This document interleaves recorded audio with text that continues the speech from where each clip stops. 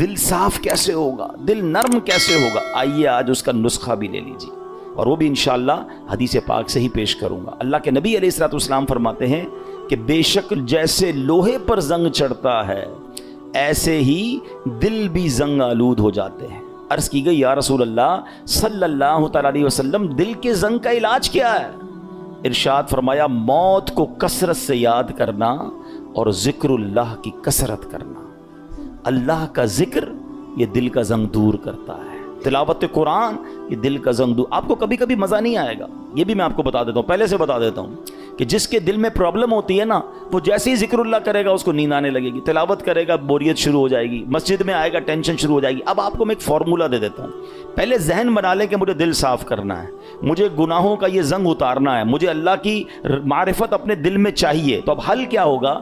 اب اس کو دنیا کی اگزامپل سے سمجھاتا ہوں. مثال کے طور پہ کسی کو بخار ہو جائے ہیں اور کوئی وائرس لگ جائے, کھانا اچھا نہیں لگے گا, پانی اچھا نہیں لگے گا, چائے اچھی نہیں لگے گی, جوس اچھا, گھر والے بیچارے سوپ بنا کے دیں گے, نہیں کھانا ہے, منہ کڑوا ہو جاتا ہے.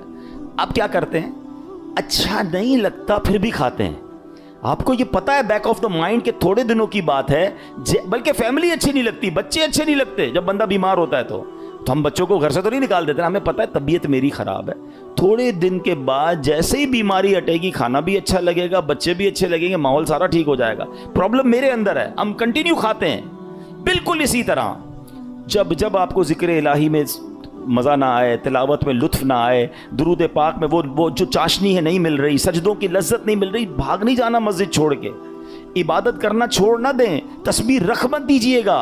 یہ بیماری ہے جو آپ کو نہیں کرنے دے رہی, آپ کنٹینیو کرتے رہیں. ایک وقت آئے گا دل کا زنگ دور ہوگا, ہر ذکر الہی آپ کو مزہ دینے لگے گا, ہر سجدے میں آپ کو معرفت ملنے لگے گی, ہر تلاوت کا ذوق آپ کو ملتا رہے گا. آپ دعا کے لیے ہاتھ اٹھائیں گے, آپ کے آنسو بہنا شروع ہو جائیں گے, کیونکہ اس ٹائم تک آپ کو یہ کرنا پڑے گا تاکہ یہ دل کا زنگ دور ہو جائے. اور جب اللہ کے نبی نے فرما دیا ہے کہ موت کو کثرت سے یاد کرنا اور ذکر الہی دلوں کے زنگ کو دور کرتا ہے. ایک اور پرابلم یہ ہے, ہم موت بلائے بیٹھے ہیں, ہمارے سامنے جنازے اٹھ رہے ہیں, ہمارے سامنے لوگ دنیا سے جا رہے ہیں, ہم قبرستان جاتے ہیں وہاں بھی لوگ فون پہ مستی مذاق کر رہے ہوتے ہیں. ارے پہلے کا دور کیسا تھا, جب جنازہ ہوتا تھا نا, میت کے رشتہ دار کو ڈھونڈنا مشکل ہو جاتا تھا. لوگ کہتے کیسے ڈھونڈے, سارے ہی رو رہے ہیں. اور سب کیوں روتے تھے؟ ان کو میت سے اتنا پیار نہیں ہوتا تھا, سب کو اپنی موت یاد آتی تھی. وہ قبرستان دیکھ کر سمجھ جاتے تھے کہ ہم نے جانا ہے, مگر ہم موت بھلائے بیٹھے ہیں. کبھی کبھی ان چیزوں کو یاد کرنا چاہیے. آگے سنیے, ایک مرتبہ ایک عورت بی بی عائشہ صدیقہ رضی اللہ تعالیٰ عنہا کی خدمت میں حاضر ہوئی, دل کی سختی کی شکایت کی. حضرت عائشہ نے فرمایا اکثری من ذکر الموت, موت کو کثرت سے یاد کرو. چند دن کے بعد وہ عورت آئی اور بی بی عائشہ کا شکریہ ادا کرتی ہیں, کہتی ہیں جب سے میں نے موت کو یاد کرنا شروع کیا یہ بات رنگ لائی ہے, میری دل کی سختی دور ہو گئی ہے. تو کاش ہمیں یاد آئے, کبھی کبھی ویسے ہی قبرستان چکر لگا لیا کریں, دعا پڑھنے چلے جائیں. اندازہ ہو کہ دیکھو کون کون چلا گیا, کسی کا بڑا محل تھا, کسی کا ڈیفینس میں بنگلہ تھا, ڈیفینس کے قبرستان ہی چلے جائیں تو ڈیفینس میں رہنے والی وہاں تدفین ہے نا. ایک اور چیز سمجھا کریں آپ, دنیا میں اور آپ ایک سیکوینس کے ذریعے آئے ہیں. پہلے میرے دادا آئے ہیں, پھر میرے والد آئے ہیں, پھر میں آیا, پھر میرے بچے آئے ہیں, پھر ان کے بچے.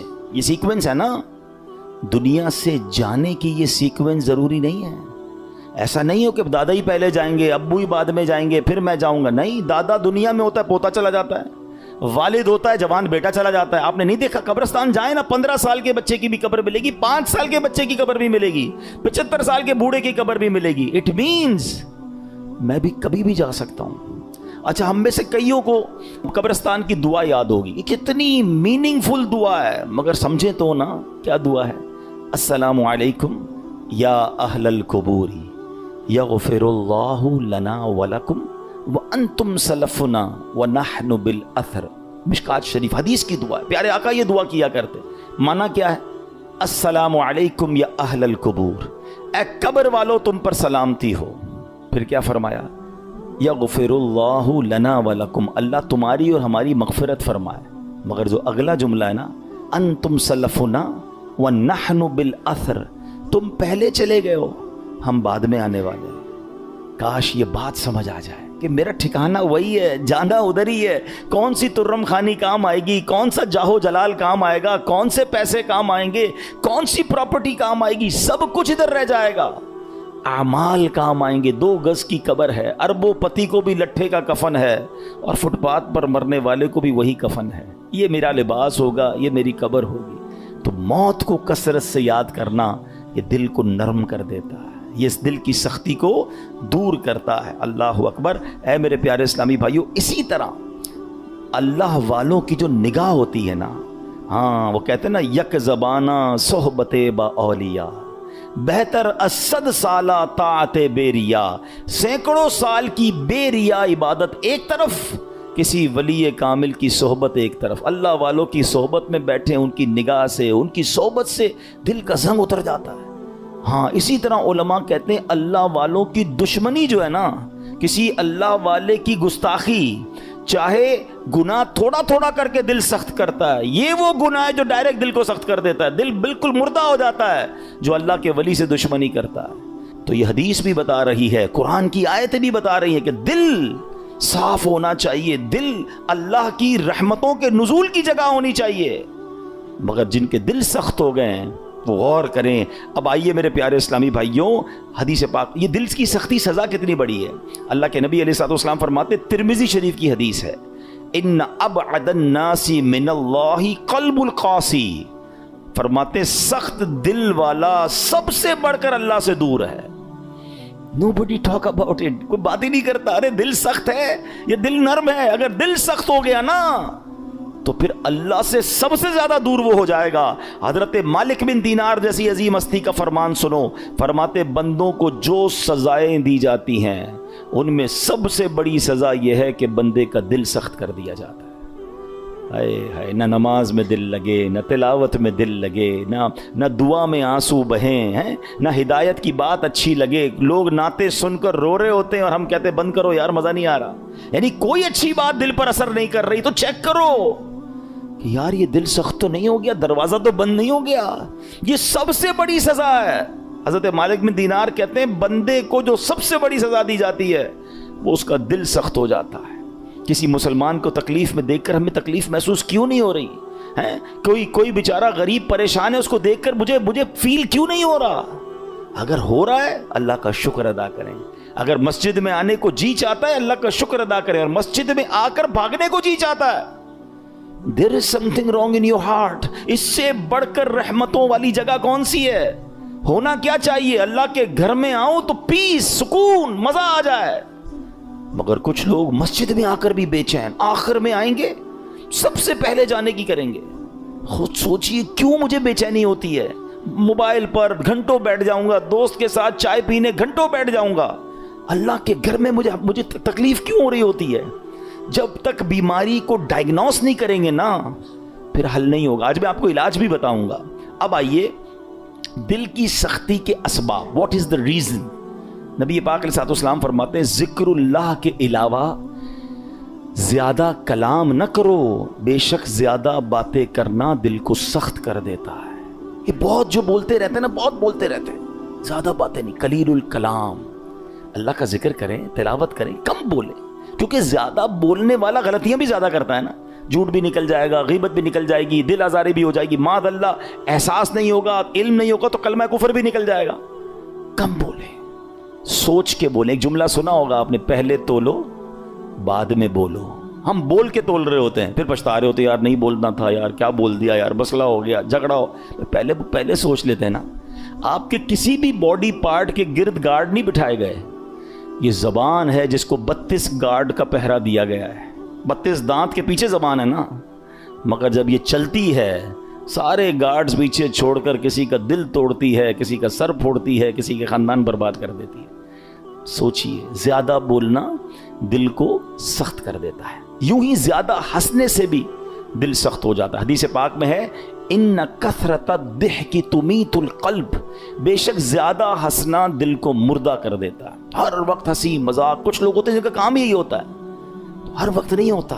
کبھی کبھی مزاح کرنا اور ہے, مگر ہنسی مذاق میں بھی دل آزاری کی اجازت نہیں ہے نا. آپ مسکرانے والی بات کریں, اچھی بات ہے, لیکن ہر وقت ایک ہی کام میں لگے ہوئے ہیں اور پھر جھوٹ بول بول کے ہنسا رہے ہیں, یہ دل کو مردہ کر دیتا ہے.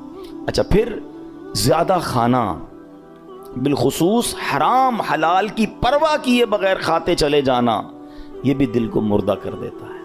تو اللہ کرے کہ یہ بھی ہمیں سمجھ آ جائے۔ آپ جب بھی دیکھ لیں آپ زیادہ کھائیں گے، آپ کو عبادت کو جی نہیں چاہے گا، آپ کو نیند آنے لگے گی، سستی ہو جائے گی۔ رمضانوں میں لوگ زیادہ عبادت کرتے ہیں، جو کم کھاتے ہیں آپ دیکھیں وہ عبادت زیادہ کر رہے ہوں گے۔ تو کم کھانا، اور حرام سے تو پہلے ہی بچنا ہے، حلال ہی کھانا ہے۔ اب دل کو سب سے زیادہ جو نقصان دینے والی چیز ہے نا، موسٹ ڈینجرس، وہ ہے گناہ۔ گناہ کا جو سائیڈ ایفیکٹ ہے نا، جو گناہ چھوٹا ہو یا بڑا، جتنا بڑا گناہ ہوگا وہ اتنا دل کو افیکٹ کرے گا، مگر ہر گناہ دل کو ڈیمیج ضرور کرتا ہے، اس میں روحانیت کم کرتا ہے، اس کے اندر یوں سمجھیے برائی، جیسے جیسے برا ہوتا برائی کرتا جائے گا، پھر کچھ لوگوں کی کنٹینیو عادت ہوتی ہے برائی کی، وہ دل کو سخت کر دیتی ہے۔ تو اے میرے پیارے اسلامی بھائیوں، قرآن کیا کہتا ہے؟ بل ران علی قلوبہم ما کانوا یکسبون، بلکہ ان کے کمائے ہوئے اعمال نے ان کے دلوں پر زنگ چڑھا دیا ہے۔ قرآن کہہ رہا ہے زنگ چڑھ جاتا ہے، اپنے ہی اعمال جو ہیں برے اعمال دلوں پر زنگ چڑھا دیتے ہیں۔ اب یہ تو ہو رہا ہے، ہم تو کر رہے ہیں۔ جان لو کہ اللہ تمہارے اعمال سے ہرگز بے خبر نہیں ہے، جو کچھ ہم کر رہے ہیں نا سب اللہ دیکھ رہا ہے۔ ہم بعض اوقات لوگوں سے، رشتہ داروں سے، دوستوں سے چھپانے کی کوشش کر رہے ہوتے ہیں، شہر تبدیل کریں گے، علاقہ تبدیل کریں گے، دروازہ بند کر دیں گے، دنیا میں کوئی نہ دیکھ لے۔ بار بار قرآن انڈیکیٹ کر رہا ہے وَمَا اللَّهُ بِغَافِلٍ عَمَّا تَعْمَلُونَ، اللہ تمہارے اعمال سے ہرگز بے خبر نہیں، وہ دیکھ رہا ہے۔ تو کاش یہ خیال دل میں راسخ ہو جائے کہ میں جو کچھ کرتا ہوں اچھا کر رہا ہوں یا برا کر رہا ہوں، رب دیکھ رہا ہے۔ پھر اس کے بعد تمہارے دل سخت ہو گئے۔ یہ کس کی بات ہو رہی ہے؟ بنی اسرائیل کا ذکر ہو رہا ہے، ان پر بڑے انعامات ہوئے، بڑی مہربانیاں کی گئیں بنی اسرائیل پر، شکر کی بجائے یہ نافرمانی کرتے تھے۔ فرعون سے اللہ نے نجات دی، پھر انہوں نے ناشکری کی، تورات عطا کی، پھر ناشکری کی، بچڑے کی پوجا کی، اللہ نے اس پہ توبہ کی توفیق دے دی، پھر ناشکری کی۔ 70 افراد کو کوہ طور پر بلایا، انہوں نے پھر ناشکری کی، انہیں منو سلوہ عطا کیا، پھر ناشکری کی، انہیں قدرت کی نشانیاں دکھائیں، پھر ناشکری کی۔ اللہ پاک کی نافرمانیوں میں مصروف رہے، ایک کے بعد ایک نافرمانی، ایک کے بعد ایک گناہ کرتے رہے، یہاں تک کہ ان کے دل سخت ہو گئے۔ مگر اب قرآن کیا کہتا ہے؟ کتنے سخت ہوئے؟ فَهِيَ كَالْحِجَارَةِ، تو وہ پتھروں کی طرح ہو گئے۔ پتھر کتنا سخت ہوتا ہے سمجھیے گا، یاد رکھیے سختی کی اور بھی چیزیں ہوتی ہیں، لوہا بڑا سخت ہوتا ہے، لکڑی بڑی سخت ہوتی ہے، مگر لوہا آگ سے نرم ہو جاتا ہے، لکڑی پانی سے نرم ہو جاتی ہے، مگر پتھر کتنا سخت ہوتا ہے، گرمائش میں پگھلتا ہے، ہتھوڑے مار مار کے اس کا برادہ تو کر سکتے ہیں، چورا چورا کر سکتے ہیں، مگر نرم نہیں کر سکتے۔ تو قرآن نے مثال کیا دی کہ دل پتھر سے سخت ہو گئے۔ اچھا پھر کہا او اشد قسوہ، پتھر سے بھی زیادہ سخت ہو گئے۔ اللہ اکبر، ان دلوں کا عالم کیا ہوگا کہ جن کو قرآن کہہ رہا ہے کہ تمہارے دل پتھر جیسے سخت بلکہ اس سے بھی زیادہ سخت ہو گئے۔ اللہ اکبر۔ اے میرے پیارے اسلامی، حالانکہ پتھر کی ایک اور تعریف قرآن خود آگے بیان فرما رہا ہے، وَإِنَّ مِنَ الْحِجَارَةِ لَمَا يَتَفَجَّرُ مِنْهُ الْأَنْهَارُ، پتھر میں تو کچھ وہ ہیں جن سے ندیاں بہتی ہیں، وَإِنَّ مِنْهَا لَمَا يَشَّقَّقُ فَيَخْرُجُ مِنْهُ الْمَاءُ، اور کچھ وہ ہیں جو پھٹ جائیں تو ان سے پانی نکلتا ہے، وَإِنَّ مِنْهَا لَمَا يَهْبِطُ مِنْ خَشْيَةِ اللَّهِ، اور کچھ وہ ہیں جو اللہ کے ڈر سے گر پڑتے ہیں، یعنی پتھر بھی اللہ کا خوف کرتے ہیں۔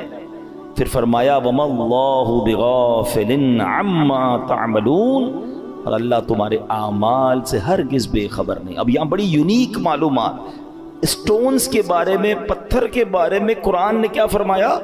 پتھر چاہے کتنے سخت ہوں، اللہ کے نافرمان نہیں ہوتے، یہ بھی پھوٹ پڑتے ہیں، ان سے بھی چشمے جاری ہوتے ہیں، خوف خدا کے سبب بڑی بڑی چٹانیں، بڑے بڑے پتھر لڑک جاتے ہیں، لیکن گناہ گاروں کے دل جب سخت ہو جائے نا تو وہ اتنے سخت ہوتے ہیں کہ وہ پتھر سے بھی زیادہ سخت ہو، ان پر کوئی بات اثر نہیں کرتی، اللہ کا حکم سن کر یہ زیر نہیں ہوتے، عذاب کا تذکرہ سن لیں تو ان پر خوف طاری نہیں ہوتا، جنت کی نعمتوں کا سن لیں پھر بھی دل مائل نہیں ہوتا۔ اے میرے پیارے اسلامی بھائیوں، غور کیجیے، آج کے دور میں بھی بعض اوقات ایسے بندے دکھتے ہیں کہ جن کے دل سخت ہو جاتے ہیں، اور سختی کی قرآن نے وجہ جو تفسیر میں ہم نے سنی کہ گناہ پر گناہ، ایک کے بعد ایک دوسرا گناہ۔ حدیثوں میں یہ مضمون ملتا ہے کہ بندہ جب ایک گناہ کرتا ہے نا تو اس کے دل پر ایک نقطہ لگ جاتا ہے، بلیک ڈاٹ۔ دوسرا گناہ کرتا ہے، پھر دوسرا نقطہ، تیسرا کرتا ہے، تیسرا نقطہ، ایک وقت آتا ہے پورا دل ہی کالا ہو جاتا ہے۔ اب ہدایت کی کوئی بات اثر نہیں کرتی ہے۔ اسی لیے کہتے ہیں نا، جیسے ہی گناہ ہو جائے ویسے ہی توبہ کر لو، جیسے ہی نافرمانی ہو جائے ویسے ہی نیکی کر لو۔ کلیریفائی ہونا چاہیے، ہارٹ پیور ہونا چاہیے، آنسو بہایا کرو اللہ کی بارگاہ میں کہ یہ دلوں کو دھو دیتا ہے، دلوں کو صاف کرتا ہے، بندہ خوف الہی سے لرزتا رہے۔ مگر آج حال یہ ہے کہ دل اتنے سخت ہو گئے کہ کوئی ہدایت کی بات اثر کرنا تو دور کی بات، اچھی بھی نہیں لگتی۔ آج کے دور میں کسی سے اچھی بات کرو، قرآن کی بات کرو، دین کی بات کرو، لڑنے لگ جاتا ہے مسلمان ہو کر۔ یہ کیا ہر وقت بات یہ لگائی بھی ہے، کیوں بھائی اللہ رسول کی بات کرتے ہو، ہم کوئی اور بات کر رہے ہیں۔ خود سوچیں، ہمیں ہر اس شخص کو سوچنا چاہیے کہیں دل سختی کی طرف تو نہیں جا رہا ہے۔ اچھا، اب پتھروں میں شعور ہوتا ہے، یہ بڑی عجیب بات آج ہم نے سنی، شاید بہت ساروں کے لیے نئی بات ہوگی۔ مفتی احمد یار خان نعیمی بہت بڑے مفسر قرآن ہیں، فرماتے ہیں اس سے معلوم ہوا کہ پتھروں میں بھی شعور ہوتا ہے۔ یہ الگ بات ہے کہ ہمیں ان کے شعور کی خبر نہیں ہوتی۔ قرآن میں ایک اور جگہ اللہ نے ارشاد فرمایا، اور داؤد کے ساتھ پہاڑوں اور پرندوں کو تابع بنا دیا کہ وہ پہاڑ اور پرندے تسبیح کرتے ہیں۔ ہاں، پرندے تو تسبیح کرتے ہیں، پہاڑ بھی اللہ کی تسبیح کرتے ہیں۔ آپ نے نہیں سنا ابو جہل کے ہاتھ میں کنکر تھے نا، کیا آ کر کہا تھا اس نے اللہ کے نبی کو کہ اے محمد صلی اللہ علیہ وسلم، اللہ کے سچے نبی ہو تو بتاؤ میری مٹھی میں کیا ہے۔ اللہ اکبر، نبی پاک کا کیا خوبصورت جواب تھا، فرمایا میں بتاؤں تیری مٹھی میں کیا ہے؟ جو تیری مٹھی میں کنکر ہے بتا دے میں کون ہوں۔ اور پھر کنکروں نے کلمہ پڑھنا شروع کر دیا، تو پتہ چلا کہ پتھر بھی اللہ کی تسبیح کرتے ہیں۔ اللہ اکبر۔ اور احد پہاڑ کے بارے میں کون نہیں جانتا؟ اللہ آپ کو مجھے بار بار مدینہ پاک کی حاضری نصیب فرمائے۔ نبی پاک علیہ الصلوۃ والسلام، سبحان اللہ، آقا کے معجزات میں سے یہ معجزات ہے کہ جب نبی پاک مدینہ منورہ میں یا مکہ پاک میں سڑکوں پر کسی کے شاہراہ پر تشریف لے جاتے تو آس پاس کے پتھر نبی پاک کو سلام کیا کرتے۔ احد پہاڑ کے متعلق آقا نے فرمایا، احد پہاڑ ہم سے محبت کرتا ہے، ہم اس سے محبت فرماتے ہیں۔ اب پہاڑ نبی پاک سے محبت کرتا ہے، اور یہ کیسا خوبصورت پہاڑ ہے کہ نبی پاک علیہ الصلوۃ والسلام نے فرمایا کہ احد میرے ساتھ جنت میں جائے گا۔ اب یہاں علماء نے اور خوبصورت بات کی کہ پہاڑ نبی پاک سے محبت کرے تو جنت میں جائے، تو جب امتی محبت کرے تو اس کا تو عالم ہی کچھ اور ہوگا نا۔ تو محبت رسول یہ جنت میں جانے کا سبب ہے۔ مگر جو ہمارا ٹاپک ہے کہ اللہ کی عطا سے یہ پہاڑ، یہ پتھر بھی رب کی تسبیح کرتے ہیں، ان میں بھی شعور ہوتا ہے۔ اللہ اکبر۔ اور احد کے پہاڑ کی تو یہ فضیلت ہے کہ ایک جگہ نبی پاک علیہ الصلوۃ والسلام نے فرمایا، جب تم احد پہاڑ کے پاس آؤ فَكُلُوا مِن شَجَرِهِ، اس پر اگنے والے درخت کے پتے بطور تبرک کھا لیا کرو ہے۔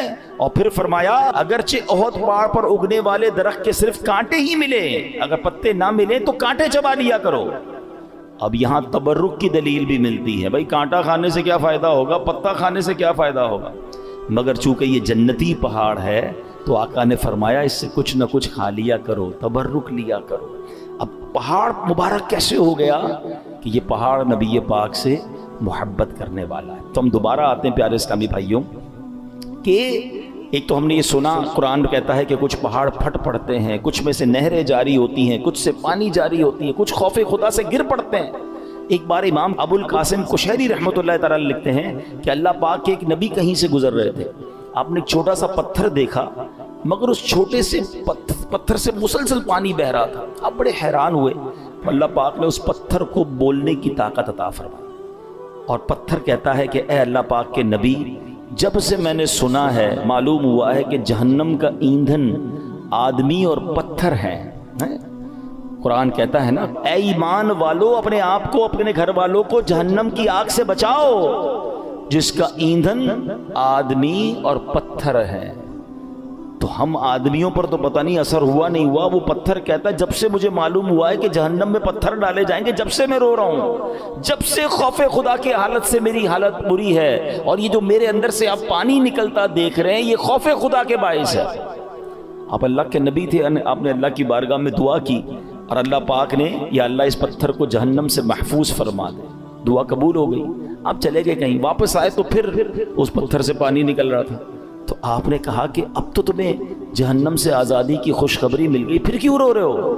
پتھر کو اللہ نے پھر قوت گویائی دی، کہتا ہے ذالک کان بکاء الحزن والخوف وہذا بکاء الشکر والسرور، کہتے حضور پہلے جو آنسو تھے وہ غم اور تکلیف کے تھے، اب جو آنسو ہیں وہ خوشی کے آنسو ہیں کہ اللہ نے جہنم سے آزاد کر دیا۔ تو یہ اللہ کی مخلوقات ہیں، اللہ پاک، یہ دنیا میں ہر طرف رب کا ذکر ہو رہا ہے، یہ اشرف المخلوقات کہلانے والا ہی غافل ہو جاتا ہے، حالانکہ ہم مجھے اور آپ کو بنایا ہی اللہ کی عبادت کے لیے۔ دیکھیں نا، ہر چیز کے بارے میں ہم یہ جاننے کی کوشش کرتے ہیں what is the reason of the creation. Mobile کیوں بنا ہے؟ بات کرنے کے لیے بنا۔ اگر اس میں بات کرنے کی صلاحیت ختم ہو جائے، کوئی فنکشن نہ چلے، کیا کریں گے؟ موبائل کا گاربیج کر دیں گے نا۔ پین کیوں چلتا ہے؟ پین کیوں بنا؟ لکھنے کے لیے، لکھنا ہی نا، انک ختم ہو جائے آپ کیا کرتے ہو؟ پھر بھی لگاتے ہو، پھینک دیتے ہیں۔ جو چیز جس لیے بنائی گئی اگر وہ کام نہ کرے تو اسے ڈسپوز کر دیا جاتا ہے۔ ہمیں کیوں بنایا گیا ہے؟ کبھی سوچا آپ نے؟ قرآن بتائے گا نا، ہمیں بنایا اللہ نے، تو اللہ ہی فرمائے گا نا کیوں بنایا، واٹ از دا ریزن۔ قرآن میں رب فرماتا ہے وما خلقت الجن والانس الا لیعبدون، ہم نے نہیں بنایا انسان اور جنات کو، بس دیر از اونلی ون ریزن، الا لیعبدون، ہم نے اپنی عبادت کے لیے بنایا ہے۔ یعنی میں اور آپ بنے اللہ کی عبادت کے لیے، کام کچھ اور کر رہے ہیں۔ نمازیں ہماری قضا ہو رہی ہیں، روزے بہت بڑی تعداد میں لوگ نہیں رکھ رہے، اللہ کی عبادت سے دور، حالانکہ بنایا اس لیے گیا ہے۔ اور یہ پتھر کا واقعہ آپ نے سنا کہ یہ اس لیے رو رہا ہے کہ کہیں جہنم میں ڈال نہ دیا جائے۔ کبھی ہمارے آنسو بہے، کبھی ہمیں یہ خیال آیا کہ کہیں مجھے جہنم میں نہ ڈال دیا جائے، کہیں مجھے ایندھن نہ بنا دیا جائے جہنم کا۔ اللہ اکبر۔ اب آئیے بیان میں، جیسے میں نے شروع میں کہا کہ ایک بیماری کا ذکر ہوگا، اللہ اس بیماری سے بچائے، اور وہ بیماری ہے دل کی سختی۔ کیا کہا قرآن نے؟ ثم قست قلوبکم من بعد ذلک فہی کالحجارۃ او اشد قسوا، پھر اس کے بعد تمہارے دل سخت ہو گئے تو وہ پتھروں کی طرح ہیں، بلکہ ان سے بھی زیادہ ہیں۔ اب دل کتنا اہمیت، کتنا امپورٹنٹ پارٹ ہے ہماری باڈی کا۔ پیارے آقا علیہ الصلوۃ والسلام حدیث پاک میں ایک جگہ ارشاد فرماتے ہیں جسم میں ایک خون کا لوتھڑا ہے، وہ ٹھیک ہو جائے سارا جسم ٹھیک ہو جائے گا، اور جب وہ لوتھڑا بگڑ جائے نا تو سارا جسم بگڑ جاتا ہے۔ اور سن لو، وہ لوتھڑا، وہ پارٹ آف دا باڈی، بدعہ کیا ہے؟ وہ قلب ہے، وہ دل ہے۔ تو دل کا خیال میڈیکلی تو لوگ رکھ رہے ہیں، یار کولیسٹرول نہ ہو جائے، ہارٹ اٹیک نہ ہو جائے، بلڈ پریشر نہ ہو جائے، والوز بند نہ ہو جائیں، وینز کھلی رہیں، بڑا خیال ہے۔ ٹھیک ہے، یہ تو ظاہری اس دل کی کیفیت ہے نا، مگر اگر اس دل میں ایمان ہی نہ ہو، اس دل میں معاذ اللہ سختی آ جائے، ہدایت کی کوئی بات ہی اثر نہ کرے، یہ دل معاذ اللہ غیبت، چغلی، بغض، کینہ، تکبر اور برائیوں کی آماجگاہ بن جائے تو یہ تو برباد کر دے گا نا، ایمان برباد کر دے گا۔ ہمیں جان لینے والے مرض کا ڈر ہے، ہم ڈسکس بھی کرتے ہیں، ڈاکٹر کے پاس بھی جاتے ہیں، ٹیسٹ بھی کراتے ہیں، جناب بتائیں ہارٹ اٹیک نہ ہو، میری باڈی ٹھیک رہے، کتنی ایکسرسائز کرنی ہے، everybody talk about it. وہ کیوں؟ کہ جان چلی جائے گی نا۔ مگر مجھے بتاؤ، جان جانا زیادہ خطرناک ہے یا ایمان جانا زیادہ خطرناک ہے؟ جان تو ویسے ہی جانی ہے، آج نہیں تو کل چلی جائے گی، مرنا تو ہے ہی، اس سے تو کوئی نہیں بچ سکتا، مگر ایمان سلامت لے کر قبر میں جانا یہ زیادہ ضروری ہے نا۔ تو اے میرے پیارے اسلامی بھائیوں، اللہ والوں کی صحبت اختیار کریں، نیک لوگوں میں بیٹھا کریں، تلاوت قرآن کریں، ذکر الہی کریں، موت کو کثرت سے یاد کریں، تو یہ دل جو ہے اس کی سختی سے ہم محفوظ رہیں گے۔ وہ پتھروں کے بارے میں دیکھیں نا کہ پتھر خوف خدا سے روتا ہے، پتھر ذکر الہی کرتا ہے۔ ارے ہم تو اشرف المخلوقات ہیں، تو ہمیں تو اللہ کی یاد زیادہ کرنی چاہیے۔ تو بہرحال میرے پیارے اسلامی بھائیوں، یہ چند باتیں آج ہم نے سنی ہیں، اللہ پاک ہم سب کو